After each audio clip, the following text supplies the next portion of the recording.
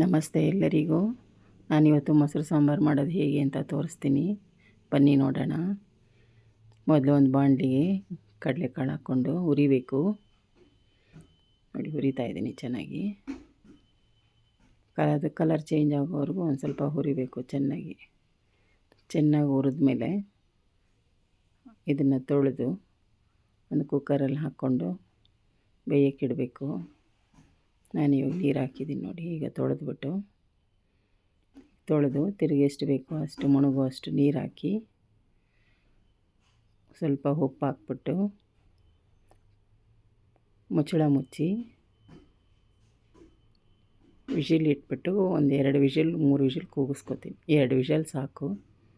ಕೂಗಕ್ಕೆ ಇಟ್ಬಿಟ್ಟು ಈ ಕಡೆ ಒಂದು ಅರ್ಧ ಲೀಟ್ರ್ ಮೊಸರು ತೊಗೊಂಡಿದ್ದೀನಿ.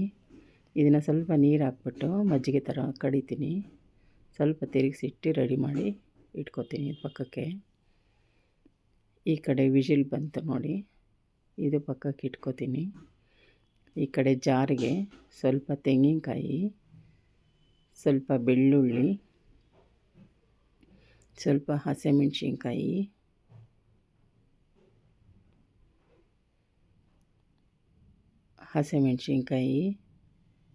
ಜೀರಿಗೆ, ಮೆಣಸು ಸ್ವಲ್ಪ ಹಾಕ್ಕೊಂಡಿದ್ದೀನಿ.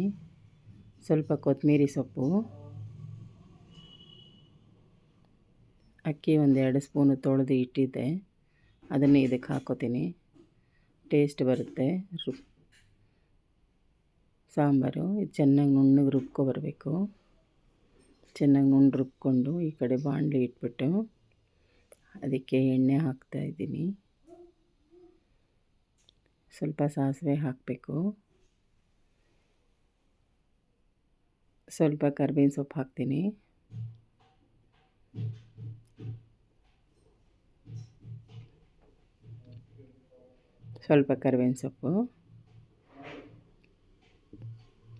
ಸ್ವಲ್ಪ ಈರುಳ್ಳಿ ಹಾಕ್ತಾಯಿದ್ದೀನಿ. ಇದನ್ನು ಸ್ವಲ್ಪ ಚೆನ್ನಾಗಿ ಫ್ರೈ ಮಾಡ್ಕೊಳ್ಳೋಣ ಈರುಳ್ಳಿನ.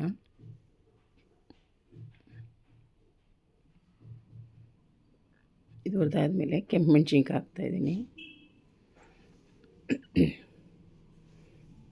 ಇದೆಲ್ಲ ಹುರಿದಾಗಿದ ತಕ್ಷಣ ರುಬ್ಬಿದ್ದೀವಲ್ಲ ಅದನ್ನು ಇದಕ್ಕೆ ಹಾಕ್ತೀನಿ.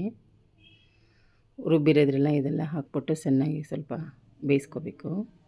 ಅಷ್ಟರಲ್ಲಿ ಇದನ್ನು ಮುಚ್ಚಳ ತೆಗೆದುಬಿಟ್ಟು ಇದನ್ನು ಸಪ್ರೇಟ್ ಮಾಡ್ಕೋತೀನಿ ಕಾಳೆಲ್ಲ. ಈ ಕಾಳನ್ನು ಅದರೊಳಗಡೆ ಹಾಕ್ತಾಯಿದ್ದೀನಿ ನೋಡಿ. ಇದು ಸ್ವಲ್ಪ ಜಾಸ್ತಿ ಆಗೋಯಿತು. ಇದನ್ನು ಕುಕ್ಕರಿಗೆ ಟ್ರಾನ್ಸ್ಫರ್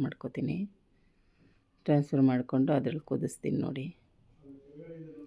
ಕುದೀತಾ ಇದೆ ನೋಡಿ, ಚೆನ್ನಾಗಿ ಬಾಯ್ಲ್ ಆಗಬೇಕು. ಬಾಯ್ಲ್ ಆದಮೇಲೆ ತಣ್ಣಗಾಗೋದಕ್ಕೆ ಬಿಡಬೇಕು.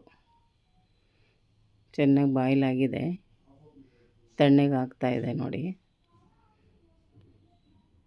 ಬಿಸಿ ಇರೋವಾಗೆ ಹಾಕಬಾರ್ದು, ಸ್ವಲ್ಪ ತಣ್ಣಗಾಗಬೇಕು. ಈಗ ಹಾಕ್ತಾಯಿದ್ದೀನಿ ನೋಡಿ, ಮಜ್ಜಿಗೆ ಮಾಡಿ ಇಟ್ಕೊಂಡಿದ್ದೀನಲ್ಲ ಅದನ್ನು ಹಾಕ್ತಾಯಿದ್ದೀನಿ. ರೆಡಿ ಆಯಿತು ಸಾಂಬಾರು. ಬಿಸಿ ಬಿಸಿ ಅನ್ನಕ್ಕೆ ಸಾಂಬಾರು ತುಂಬ ರುಚಿಯಾಗಿರುತ್ತೆ. Thank you for watching. Please subscribe ಮಾಡ್ಕೊಳ್ಳಿ ನಮ್ಮ ಚಾನಲ್ನ. Thank you.